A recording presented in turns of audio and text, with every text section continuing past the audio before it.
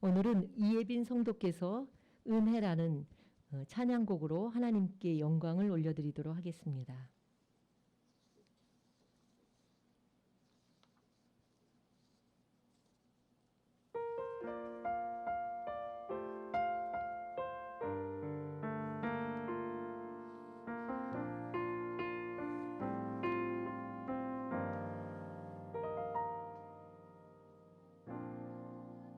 모든 것들이 내가 지나왔던 모든 시간이 내가 걸어왔던 모든 순간이 당연한 것 아니라 은혜였어. 아침 해가 뜨고 저녁에 노을 봄의 꽃향기와 가을의 열매 변하는 계절의 모든 순간이 당연한 것 아니라 은혜였어. 모든 것이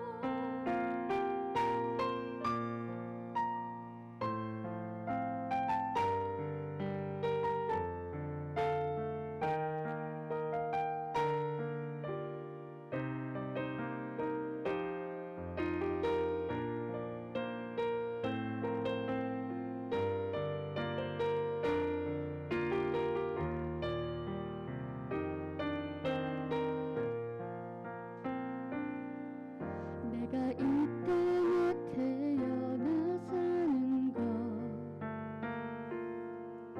어린아이 시절과 지금까지 숨을 쉬며 살며 꿈을 꾸는 삶 당연한 것 아니라 은혜였어. 내가 하나님의 자녀로 살며 오늘 찬양하고 예배하는 삶 복음을 전할 수 있는 축복이 당연한 것 아니라 은혜였어.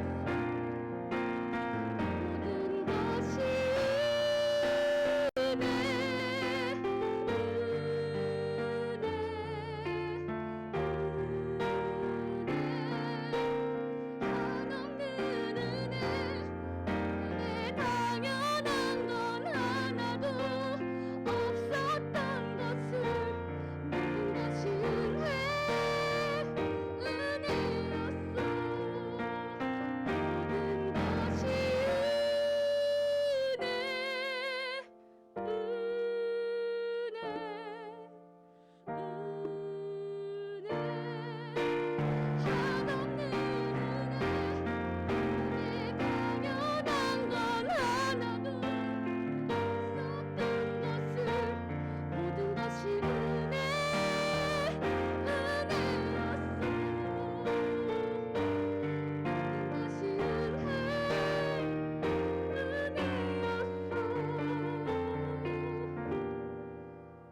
모든 것이 은혜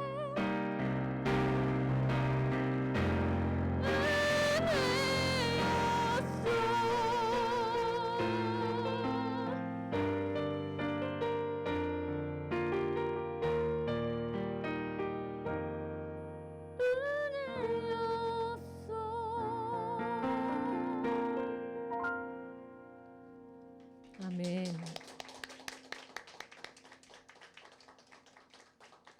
우리가 당연하다고 생각되어지는 그것도 돌아보니 모든 것이 은혜였다. 이런 가사 이 찬양입니다. 얼마나 찬이가 많이 컸는지 몰라요. 아빠는 좀 더 젊어진 것 같은데요. 머리를 짧게 잘라. 얼굴 좀 봐요. 가려갖고 보이지가 않아. 그죠?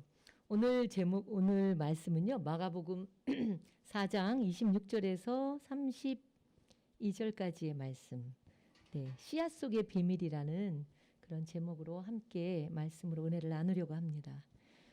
오늘 우리가 함께 제가 읽은 복음서는 마가복음 4장인데요. 여기에는 예수님의 여러 비유들이 나와요. 하나님의 나라에 대해서 씨의 비유가 3개가 나와요.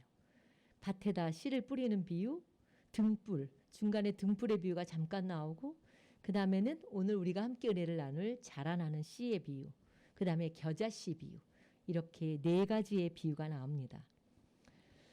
그 중에서 씨에 대한 비유가 3번이 나오죠. 근데 앞에 나오는 그 밭에 뿌리는 씨의 비유는요, 그 밭의 상태에 초점을 둔다고 하면 오늘 우리가 함께 읽은 이 씨에 대한 비유는 씨가 가지고 있는 생명력에 초점을 둔 것입니다.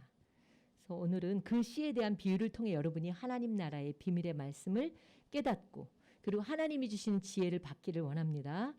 자, 여러분 씨앗은 뭐예요? 생명이죠. 그래서 마가복음 4장 26절에 하나님의 나라는 사람이 씨를 땅에 뿌린과 같다 이렇게 말씀하고 있어요. 씨를 뿌린다. 씨앗은 어때요? 딱딱하고 작고 보잘것없습니다. 그런데 왜 씨앗이 귀해요? 그 안에 생명이 담겨 있기 때문이에요. 생명은 살아있기 때문에 반드시 자라나게 되어 있어요. 어린아이들도 이렇게 태어나면 자라잖아요.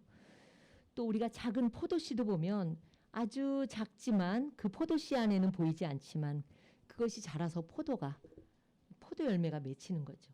호박씨도 뭐 그렇게 호박씨가 작진 않죠. 그러나 그것이 자라나서 커다란 호박이 되어지는 거잖아요. 씨앗을 보면서 우리는 열매를 보게 되는 거예요. 씨앗은 참 정직합니다. 심은 대로 나는 거예요. 그 농부들이 참 농사를 해야 자연의 이치를 알아요. 그래서 여러분도 좀 시간이 되면 텃밭을 하나 조금씩 구해서 씨를 뿌리고 또 모종을 심고 그렇게 하면은 오히려 이런 그 성경에 나오는 귀한 비유들을 잘 깨닫게 될 수 있습니다. 그래서 추수 후에는 좋은 씨앗을 따로 구별하죠. 아주 좋은 씨앗을 구별해요. 왜냐하면 그 씨앗을 다음에 뿌려야 또 뭐예요? 좋은 열매를 거두게 되는 거죠. 그래서 그 씨를 무슨 씨라고 하죠? 종자씨라고 하잖아요. 종자씨. 그 씨가 없이 다 먹어버리면 어떻게? 그 다음에 거둘 것이 없죠. 종자씨가 굉장히 중요한 거예요. 여러분 기도도 마찬가지. 우리가 이 하나님의 나라의 비밀도 마찬가지예요. 여러분이 뿌려야 돼요. 씨앗을 뿌리지 않고 어떻게 거두겠어요. 기도도 씨앗이에요. 그리고 이렇게 찬양도 씨앗이에요. 또 예배도 여러분이 씨앗이에요. 심는 거예요. 하나님께. 물질도 씨앗이에요. 여러분이 심어야 그것이 거두게 되는 거예요. 씨는 작아도 그 안에 생명이 있습니다. 근데 이 생명은요. 우리 인간의 영역이 아니에요. 생명은 하나님으로부터 주어지는 거기 때문에 이 씨앗을 우리가 뿌리면은 자라는 거는 우리가 잘해서 자라나는 게 아니에요. 자라나게 되어 있어요. 우리는 씨를 뿌리고 물을 주는 것은 우리의 할 일이지만 자라나게 하는 것은 사람이 할 수 없습니다. 그래서 고린도전서 3장 6절에서 7절 말씀을 보면 나는 심었고 아볼로는 물을 주었으되 오직 하나님께서 자라나게 하신다. 아무리 찬이를 잘 먹이고 잘 입히고 해도 자라나게 한 건 하나님이 하신다는 거죠. 씨를 뿌린 대로 거두는 게 자연의 법칙이에요. 심지 않은 데서 거둘 수는 없어요. 콩 심은 데서 콩 나고 팥 심은 데서 팥이 나듯이 선을 심으면 반드시 선의 열매를 거둬요. 내가 악을 심고 나쁜 것을 심으면 반드시 나쁜 것을 거두게 되어 있어요. 내가 좋은 것을 심고 나쁜 것을 거둘 수는 없어요. 내가 나쁜 것을 심으면서 좋은 것을 거둘 거라고 기대하면 안 돼요. 오늘 얘기하는 이 땅은 밭이라고도 할 수 있어요. 이 밭을 인간의 마음이라고 한다면 우리가 무엇을 심느냐가 너무나 중요합니다. 그래서 갈라디아서 6장 8절에 보면 육체를 위해 심는 자는 육체로부터 썩어질 것을 거두고 성령을 위하여서 심는 자는 성령으로부터 영생을 거둔다고 말씀하고 있습니다. 여러분 씨의 내용이 중요합니다. 많이 심는 것보다 무슨 씨앗을 심느냐가 중요한 거예요. 그 씨앗은 그 안에 생명이 있기 때문에 그 씨앗을 품는 대로 그 그 씨앗은 자라나게 되어 있는 거예요. 그래서 사무엘 스마일즈라는 사람 있잖아요. 그 사람이 무슨 얘기를 했냐면 생각을 심으면 행동을 낳아요. 행동을 심으면 습관을 낳고 습관을 심으면 성품을 낳고 성품을 심으면 운명을 낳는다. 그러니까 우리의 작은 생각, 좋은 생각을 심을 때 결국은 모든 것이 나의 운명이 바뀌어지는 거죠. 내가 나쁜 생각을 자꾸 하고 나쁜 생각을 심으면 내 운명도 그렇게 나빠지는 거예요. 그러나 하루하루를 내가 좋은 생각을 심고 좋은 씨앗을 내 마음에 품으면 내 운명이 바뀌어지는 거예요. 여러분이 이렇게 예배를 드리는 것은 우리가 세상에서 어떻게 이렇게 귀한 말씀을 들어요. 귀한 강연도 듣기가 참 힘든데 이건 귀한 강연이 아니라 생명의 말씀, 우리를 살리는 말씀, 복음의 말씀이기 때문에 이 말씀을 들을 때에 우리의 운명이 바뀌는 거예요. 우리의 운명이 바뀌는 거예요. 여러분 이 귀한 이 은혜의 말씀에 여러분이 귀를 기울이시기 바랍니다. 미국에는 그 캘리포니아의 세콰이어 국립공원이 있대요. 세콰이어. 그죠? 세콰이어 국립공원에 가면 얼마나 나무들이 굵고 큰지 막 수천 그루가 있대요. 수천 그루가. 근데 그 중에서 3,200년이 된 나무도 있대요. 상상할 수 없죠? 우리 인생이 100년도 못 사는 인생인데 3,200년에 이르는 나무도 있대요. 그 나무는 보면은 뭐 둘레가 뭐 높이도 한 뭐 7, 80m 되고 둘레도 30m 이상 되는 그런 세콰이어라는 그런 나무들이 수천 그루가 있는데 그 어마어마한 거목도 시작은 어때요? 씨앗은 0.05g에 불과하다는 거예요. 그렇게 큰 거목도 시작할 때의 씨앗은 불과 0.05g에 불과하다는 거죠. 이렇게 작은 씨앗 속에 어마어마한 거목이 담겨 있는 것이죠. 그렇다면 여러분, 여러분의 이 작은 생각, 여러분의 작은 마음 속에 보이지 않는 어마어마한 미래가 있다는 거예요. 생명은 어때요? 자라나요. 자라나게 돼 있어요. 자라지 않으면 그건 병이 든 거죠. 그래서 오늘 누가복음 4장 27절에 보면 그가 밤낮 자고 깨고 하는 중에 씨가 나서 자라되 어떻게 그리 되는지를 알지 못한다. 이렇게 말씀하고 있어요. 하나님의 말씀은 뭐예요? 좋은 씨앗이죠. 땅에 뿌려진 씨는요. 스스로 자라나요. 씨를 뿌린 사람은 그것이 땅속에서 어떻게 싹을 틔우고 뿌리를 내리고 성장하는지 우리가 들여다볼 수가 없어요. 땅속에서 일어나는 작용을 우리는 인간은 알 수가 없죠. 다만 자고 깨고 하는 중에 또 어느 날 보니까 싹이 나오고 또 자고 깨고 하는 중에 또 이삭이 나오고 또 자고 깨고 하는 중에 곡식으로 자라나게 되는 거죠. 하나님의 말씀도 우리 속에 자라는 것이 이와 같습니다. 말씀이 우리 속에서 스스로 자라며 열매를 맺게 되는 거예요. 자라는 것이 보이진 않아요. 때로는 내가 지금 믿음 생활을 잘하고 있나? 잘 모르겠어요. 그러나 잘하고 있다는 거죠. 하나님의 말씀이 여러분의 마음에 뿌려졌다면 그 말씀은 자라고 있는 거예요. 여러분의 말씀이 뿌려질 때 여러분의 마음이 뜨끔해야 돼요. 여러분의 마음이 찔려야 돼요. 그리고 괴로워야 돼요. 하나님의 말씀과 우리의 육의 생각과 영의 생각은 정반대이기 때문에 내가 하나님의 말씀을 들을 때 늘 듣기 좋은 말씀만 들으면 안 돼요. 말씀을 들을 때 내가 찔리고 내가 괴롭고 내가 내 마음이 아프고 그것은 하나님의 말씀에 씨앗이 들어가 있는 것이죠. 그래서 우리가 해야 할 일은 이 말씀 뿌려진 말씀을 잘 지키고 보호하는 거예요. 그 생각보다 쉽지 않죠. 한번 성경을 볼까요? 아브라함이 얼마나 하나님의 말씀의 씨앗을 잘 지키고 보존하고 그 말씀대로 그 삶이 바뀌었는지 우리가 한번 보겠습니다. 아브라함이 처음에 떠날 때에는 아주 우상의 도시 갈대아 우르라는 도시에서 떠났어요. 하나님께서 그때 아브라함에게 너는 이제 갈대아 우르를 떠나라 이렇게 창세기 12장에서 말씀하시죠. 그리고 내가 너로 큰 민족을 이루고 네게 복을 주어서 내 이름을 창대하게 하리니 너는 복이 될지라 이렇게 말씀하셨어요. 아무것도 없는 그곳에서 이 우상의 도시에서 그냥 떠나라고 하신 거죠. 떠났죠. 창세기 15장 5절에 보면 그를 이끌고 밖으로 나가 이르시되 하늘을 우러러 뭇별을 셀 수 있나 보라. 또 그에게 이르시되 내 자손이 이와 같으리라. 이렇게 말씀하셨어요. 이때는 언제예요? 아들도 없고 아들은커녕 조카 롯을 데리고 갔는데 이 조카 녀석이 뭐예요? 부자가 되니까 떠나겠다. 자꾸 싸우니까 목자들이 싸우니까 좋은 소돔과 고모라 그 좋은 것을 선택해서 떠났다는 것이죠. 그리고 이제 아무도 없어요. 두 노인네밖에 없어요. 그런데 하나님께서는 바깥으로 데리고 나가서 하늘의 별을 보라고 하시면서 네 자손이 이와 같이 같으리라고 약속의 말씀을 주십니다. 하나님의 말씀과는 전혀 달리 그에게는 자식이 하나도 없었죠. 조카도 떠났어요. 그리고 이제 수십 년이 지나서 심지어 더 이상 아이를 가질 수 없는 노인이 되어버린 거예요. 이 상황을 보면은 더욱더 어려운 상황이 된 거예요. 하나님 나에게 반드시 축복해 주신다고 했는데, 이 수많은 뭇별과 같은 후손을 주시겠다고 했는데, 내 현재 상황은 뭐예요? 나이가 들어서 이제 노인이 되었죠. 그리고 뭐 아무것도 있는 것이 없어요. 조카마저도 떠나고 너무나 외로운 노인이죠. 그러나 하나님의 말씀의 씨앗이 이제는 더 이상 자라고 있지 않다고 생각할 수도 있지만, 아브라함이 그렇지 않았어요. 하나님의 말씀의 씨앗을 더욱 굳게 잡고 품고 있었던 것이죠. 그래서 99세 때에 하나님께서는 이제 아브라함에게 그 이삭이라는 아들을, 100세가 돼서 이제 이삭이라는 아들을 주신 거예요.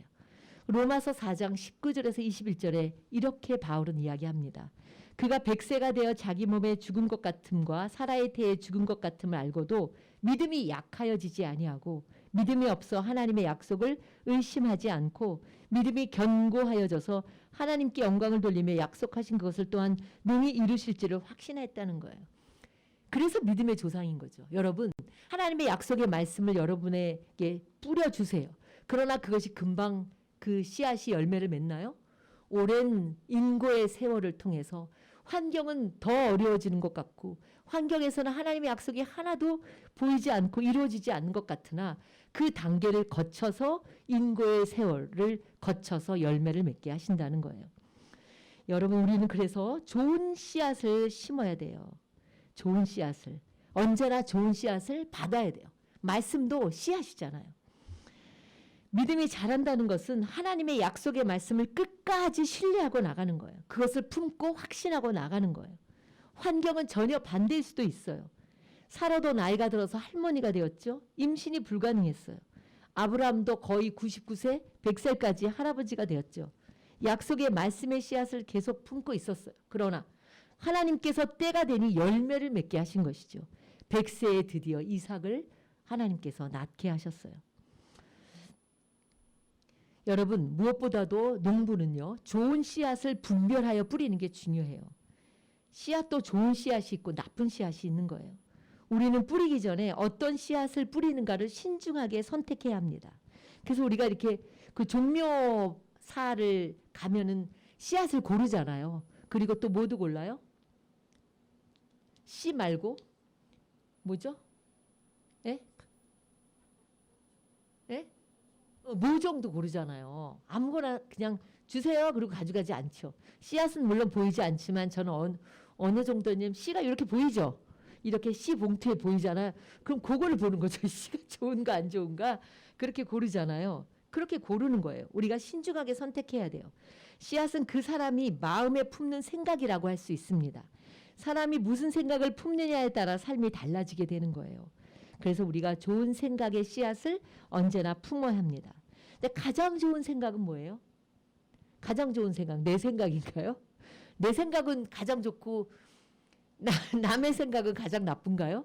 내 생각도 나쁠 때가 굉장히 많죠. 가장 좋은 생각은 하나님의 말씀이죠. 말씀을 품어야 돼요. 여러분, 얼마나 여러분에게 하나님의 말씀이 여러분에게 마음에 있어요? 여러분이 정말 가지고 있는 말씀들이 있어요? 내가 정말 힘들고 어려울 때 딱 이렇게 생각나는 말씀들이 있나요? 많죠? 네. 질문을 하진 않겠습니다, 여러분. 자, 이사야 26장 3절에 이런 말씀이 있어요. 주께서 심지가 견고한 자를 평강의 평강으로 지키시리니 이는 그가 주를 의뢰한다는 거죠. 심지가 견고한 자에게 평강의 평강, 한 번도 아니고 평강의 평강은 강조하는 거잖아요. 심지가 견고해야 돼요, 여러분. 이랬다 저랬다 조금만 어려우면 낙심하고 조금만 좋으면 또 막 좋아하고 그러면 안 된다는 거지. 이 심지, 마음의 그 뜻이 견고해야 된다는 거죠. 또 이사야 40장 31절에는 오직 여호와를 앙망하는 자는 새 힘을 얻는다. 독수리 날개치며 올라가면 같을 것이다. 이렇게 말씀하세요. 여러분은 어디서 새 힘을 얻습니까? 하나님을 우러러볼 때 하나님으로부터 새 힘을 얻으셔야 합니다. 피곤하고 힘들 때마다 이 말씀이 생각나야 되죠. 또 이사야 41장 10절에 이런 말씀이 있어요. 두려워하지 마라. 내가 너와 함께 함이니라. 놀라지 말라. 나는 내 하나님이 됨이니라. 내가 너를 굳세게 하리라. 참으로 나 너를 도와주리라. 참으로 나의 의로운 오른손으로 너를 붙들리라. 하나님의 오른손은 뭐예요? 능력의 손이죠. 능력의 손으로 너를 붙들어 주겠다고 약속하십니다. 또 빌립보서 4장 6절에서 7절엔 아무것도 염려하지 말고 오직 모든 일에 기도와 간구로 너희 구할 것을 감사함으로 하나님께 아뢰라. 그리하면 모든 지각에 뛰어난 하나님의 평강이 그리스도 예수 안에서 너희 마음과 생각을 지켜주시겠다고 약속하셨습니다. 여러분의 마음과 생각이 늘 흔들립니까? 그럴 때마다 빌립보서 4장 6절에서 7절의 말씀을 기억하고 기도하셔야 합니다. 로마서 8장 5절에서 6절의 말씀은 이런 말씀이 있습니다. 육신을 쫓는 자는 육신의 일을, 영을 쫓는 자는 영의 일을 생각하나니 육신의 생각은 사망이고 영의 생각은 생명과 평안이라는 거예요. 여러분이 생명을 얻기 원하세요? 평안을 얻기 원하세요? 그러면 성령의 생각을 따라가셔야 돼요. 육신의 생각은 결국 우리를 사망으로 이르게 한다는 것이죠. 갈라디아서 6장 8절의 말씀은 자기 육체를 위하여 심는 자는 육체로부터 썩어질 것을 거두고 성령을 위하여 심는 자는 성령으로부터 반드시 영생을 거두게 되는 줄 믿습니다. 육체를 위해 심는다는 건 뭘 얘기하는 건가? 육체를 위해 심는 게 뭘까? 갈라디아서 5장 19절에서 21절에 육체의 일은 음행, 호색, 우상숭배, 주술, 원수 맺는 것, 분쟁하는 것, 시기하는 것, 또 뭐가 있어요? 분내는 거, 화내는 거 있잖아요. 그리고 담을 짓고 분열하고 투기하고 술 취하고 방탕하고 이런 것들이 다 육체의 일인 거예요. 육체의 씨앗은요, 여러분 아무리 열심히 심어도 나중에 어때요? 많이 심어도 엉뚱한 것을 거두게 돼요. 썩어질 것을 거두게 돼요. 그리고 더 나아가서는 하나님의 나라를 유업으로 받지 못할 것이라고 말씀하고 있습니다. 사랑하는 성도 여러분, 씨앗은요 때가 되면 반드시 거두게 됩니다. 갈라디아서 6장 7절에 스스로 속이지 말라. 하나님은 업신여김을 받지 아니하시나니 사람이 무엇으로 심든지 그대로 거두리라. 그대로 거둔다는 거예요. 내가 좋은 것을 심지 않았는데 좋은 것을 거두려고 하는 것은 스스로 속이는 거라는 거예요. 여러분 좋은 것을 심으십시오. 말이나 생각이나 행동이나 선을 행하면서 낙심하지 않고 포기하지 않으면 때가 되면 반드시 거두게 하신다고 하나님은 갈라디아서 말씀에서 약속하셨습니다. 요즘 얼마나 어려움이 많습니까? 보이는 것 아무것도 좋은 게 없어요. 우리가 좋아서 웃습니까? 그렇잖아요. 그러나 우리가 이럴수록 더 뭐예요? 낙심하지 말고 포기하지 말고 그리고 선을 행하고 그리고 성실하게 살다 보면 때가 되면 하나님께서 거두게 하신다는 거죠. 약속의 말씀을 마음에 품고 선을 행하면서 살아가면 하나님께서 하나님의 때에 반드시 선한 것으로 거두게 하실 줄 믿습니다. 28절에는요. 땅이 스스로 열매를 맺되 처음에는 싹이요. 다음에는 이삭이요. 다음에는 이삭의 충실한 곡식이라고 말씀하십니다. 이 작은 씨앗도요. 다 이 자라나는 과정이 있는 거예요. 싹이 트고 이삭이 나고 열매를 맺는 과정을 거쳐야 하는 거예요. 급하다고 과정을 무시하면 결국은 충실한 열매를 거두지 못하게 되는 거예요. 우리가 사는 세상은 모든 게 빨리빨리예요. 속성이에요. 속성 3일, 속성 7일 이런 거 있잖아요. 그러나 하나님께서 창조하신 이 신비는요. 절대로 빠른 걸음을 걷는 사람들에겐 보이지 않아요. 코로나로 인해 멈춰있는 이 시간도 어떻게 생각하면 굉장히 귀한 우리에게는 정말 평생에 한 번 주시는 귀한 시간일 수도 있습니다. 바쁘게 살다 보면 놓치는 게 많아요. 앞만 보고 달려가면 옆에 것을 놓치는 게 너무 많죠. 그래서 때론 쉬어가면서 또 걸어가면서 옆에 무엇이 있는지 길가에 무엇이 있는지 위도 보고 옆도 보고 그렇게 가야 할 때도 있는 것이죠. 우리는 종종 우리가 열심히 살면 잘 살 수 있을 것이라고 생각하죠. 그런데 열심히 살아도 안 되는 게 있더라고요. 인생은 열심히 살아도 우리가 위에서 허락하지 않으시면 주님의 위로부터 하나님의 도움이 없으면 안 되는 결정적인 거는 그것이 정말 중요하다는 것을 우리가 살아보면서 더 많이 느끼게 됩니다. 이런 책이 있습니다. 엄마의 성급함이 아이를 망친다. 이런 책이 있어요. 아이들의 소질과 적성, 소중한 꿈을 무시한 채 부모의 생각대로 되길 바라는 그 부모들의 이야기를 쓴 책입니다. 흔히 자녀 교육을 농사에 비유합니다. 농사는 먼저 씨를 뿌리거나 모종을 또 이렇게 심고 옮겨 심고 거름을 주고 또 잡초를 뽑아주고 곡식들이 자라기까지 기다림이 필요한 것이죠. 농사를 통해서 우리가 참 끈기, 인내를 배우게 되는 거예요. 농부의 마음이 바로 자녀를 기르는 부모의 마음이어야 합니다. 그래서 자녀 교육에서는요, 이건 꼭 기억해 놓으세요. 적당한 무관심이 필요하대요. 적당한 무관심. 뭐라고요? 적당한 무관심. 꼬치꼬치 따지고 간섭하는 부모, X입니다. 조금만 실수도 용납하지 않는 부모, 이것도 X죠. 또 너무 조급함을 내는 부모도 X예요. 실수를 하거나 잘못했을 때도 짚고 넘어가야 직성이 풀리는 부모, 이것도 안 되는 거예요. 이런 부모들로 인해 아이들은 점점 어떻게 돼요? 위축되는 거예요. 알아도 모르는 척 때로는 실수와 허물이 있을 때에도 좀 덮어주고 뭔가 자식이 좀 답답했다고 해도 그걸 기다려주는 게 그게 농부의 마음인 거예요. 여러분 그래서 화가 나서 얘기하고 싶다가도 적당한 무관심을 꼭 기억하시기 바랍니다. 씨를 심고 매일 들여다보면서 조급해하는 게 문제인 거예요.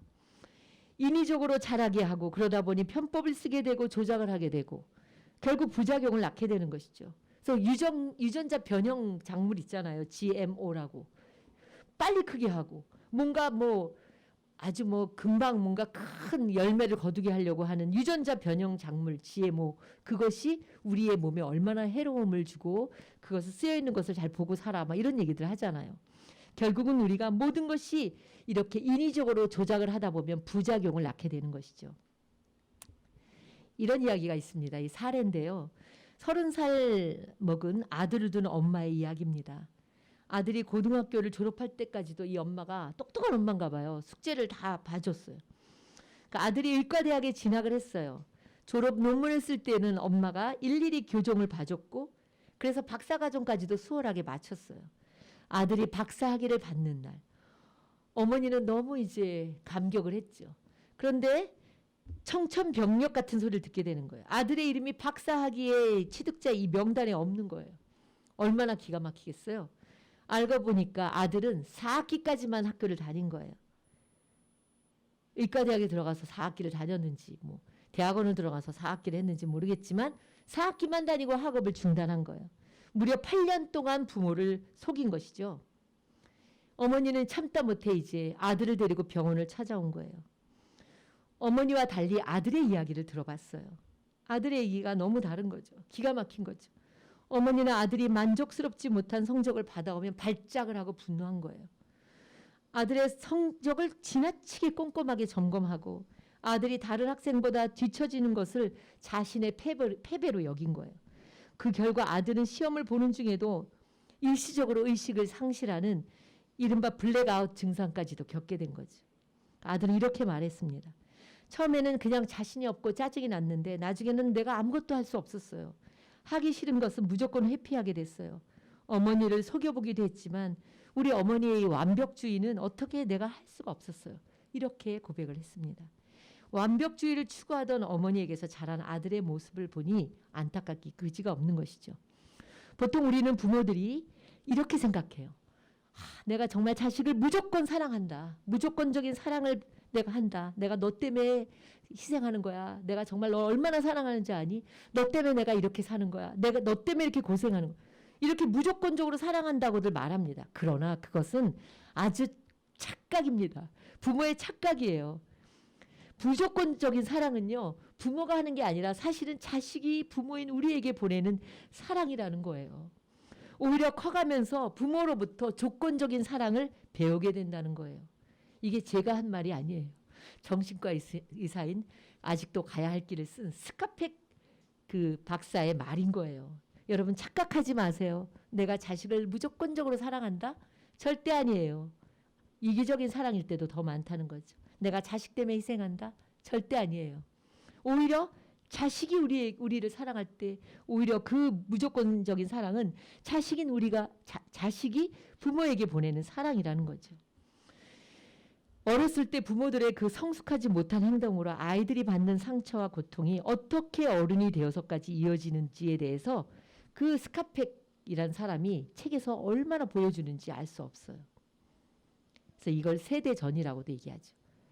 내가 했던 그 아이들에게 했던 그 행동들이 아이들에게 상처와 고통으로 남아서 어른이 되어서도 그것이 아이들에게 굉장히 힘들게 한다는 것이죠. 신앙에 대해서도 그래요. 하나님에 대해서 갖는 정서나 느낌은요. 부모가 아이들에게 보여준 그 모습이 많은 영향을 끼친다는 걸 제가 여러 번 이야기했을 거예요. 겉으로는 따뜻한 부모예요. 겉으로는 사랑이 많은 듯하지만 부모의 이중적인 모습들이 아이들에게 얼마나 영향을 끼치는지 모릅니다. 그래서 여러분이 교회에서의 그 모습과 집에서의 모습이 너무나 이중적이면 아이들이 어때요? 나중에는 교회를 멀리하게 돼요. 여러분이 그것이 굉장히 중요해요. 신앙에 있어서 내가 하나님에 대해서 느끼는 정서나 그 느낌이 그대로 아이들에게 영향을 미친다는 거죠. 여러분은 하나님이 어떤 하나님으로 느껴지십니까? 여러분 이렇게 얘기하죠. 사랑의 하나님, 공의와 자비의 하나님, 그리고 뭐라고 얘기해요? 늘 하나님, 그거를 논리적으로 내가 말씀으로 하는 하나님이죠. 내가 내 정서적으로 느껴지는 하나님은 그런 하나님이 아닐 수도 있다는 거예요. 부모가 혹은 아버지가 보여진 그 학대의 모습 속에서 하나님의 모습이 다가오기도 하는 거예요. 또 때로는 어머니의 모습을 통해서 자비와 사랑의 하나님이 내 모습으로 다가올 수도 있다는 거예요. 어떤 하나님이 여러분 안에 다가오고 있습니까? 어떤 하나님으로 여러분 안에 다가오고 있습니까? 하나님이 무섭고 두려우신 하나님이십니까? 내가 잘할 때만 날 받아주시고 내가 잘 못할 때는 나를 내치시는 하나님이십니까? 아니면 나를 용서하시고 언제나 나를 도와주시고 또 나를 누구보다도 안아주시고 받아주시는 하나님이십니까? 여러분이 이 하나님에 대해서도 여러분이 그 성경에서 보는 그런 글에 나오는 그 하나님이 아니라 내가 정말 내 안에서 느껴지는 그 하나님을 여러분이 만나야 하는 것이죠. 마지막으로 하나님의 나라는 진행형입니다. 지금도 하나님의 나라는 점점 진행해 가고 있습니다. 그러나 언젠가 끝이 있습니다. 마가복음 4장 29절을 열매가 익으면 곧 낫을 되나니 이는 추수 때가 이르렀습니다. 씨를 심으면 자라고 열매를 맺는 날이 옵니다. 하나님의 나라는 지금도 진행형이지만 언젠가는 끝이 있습니다. 시작과 끝이 분명히 있는 것이죠. 예수님은 비유를 통해 그날이 다가오고 있음을 알려주십니다. 우리가 해야 할 일은 무엇입니까? 부지런히 선한 씨를 뿌려야 되는 거죠. 좋은 씨를 뿌려야 되는 거예요. 씨앗이 우리 눈에는 미미하게 보이지만 그 속에 엄청난 것이 숨어 있는 것이죠. 그래서 미움의 씨앗은요, 더 큰 미움의 열매로, 증오의 씨앗은 더 큰 증오의 열매를 맺게 되는 거예요. 여러분 요즘은 여러분 어떤 씨앗을 뿌리고 계십니까? 여러분의 가정에 어떤 씨앗을 뿌리십니까? 무언의 씨앗을 뿌리십니까? 말 안 하는 걸로. 무언의 씨앗은 씨앗이라고 할 수 없죠. 아니면 어떤 씨앗을 뿌리고 계세요? 불평의 씨앗을 뿌리십니까? 분노의 씨앗을 뿌리십니까? 여러분 감사의 씨앗을 뿌려보세요. 그냥 고마워 이렇게 얘기하는 이 감사의 씨앗. 또 여러분 기도의 씨앗을 많이 뿌리십시오. 기도는 반드시 하나님이 열매를 거두게 되어 있습니다. 또 사랑의 씨앗을 뿌리셔야죠. 또 희생의 씨앗, 인내의 씨앗, 말씀의 씨앗, 그리고 여러분이 복음의 씨앗을 가득 뿌려야 돼요. 자라날 것 같지 않아요. 심지어 예배 시간에 자는 것 같아도 뿌려지는 거예요. 뿌려지는 거예요. 여러분 마음에 뿌리셔야 돼요. 씨앗을 뿌리고 여러분의 마음에 또 심어야 합니다. 씨앗 안에 무한한 생명이 들어있기 때문이에요. 씨앗은 생명이기 때문에 자라나게 되어 있는 거예요. 씨앗 안에 수천 수만 개의 열매가 들어있기 때문인 거예요. 사랑하는 성도 여러분, 씨앗을 볼 줄 알아야 돼요. 여러분 안에, 여러분에게 작은 씨앗 안에 얼마나 무한한 열매가 들어있는지를 보는 눈이 열리기를 바랍니다. 어린아이 속에서도, 어린아이에게서도 내가 뿌려지는 그 씨앗이 얼마나 무한한 열매를 거두게 되는지를 보게 되는 것이죠. 하나님은 말씀하십니다. 반드시 그 씨앗들은 자라나고 열매를 맺고 때가 되면 거두게 하신다고 약속하셨습니다. 여러분 좋은 씨앗을 뿌리는 성도들이 되기를 주님의 이름으로 축원합니다. 기도하겠습니다. 사랑의 하나님, 오늘도 하나님께서 우리에게 이 귀한 말씀의 씨앗을 뿌려주셨습니다. 이 생명의 씨앗, 하나님의 약속의 씨앗, 이 사랑의 씨앗을 열심히 심고 그리고 뿌리는 저희들이 되게 하여 주시옵소서. 예수님의 이름으로 기도드립니다. 아멘. 사도신경으로 신앙 고백하시겠습니다. 나는 전능하신 아버지 하나님 천지의 창조주를 믿습니다. 나는 그의 유일하신 아들 우리 주 예수 그리스도를 믿습니다.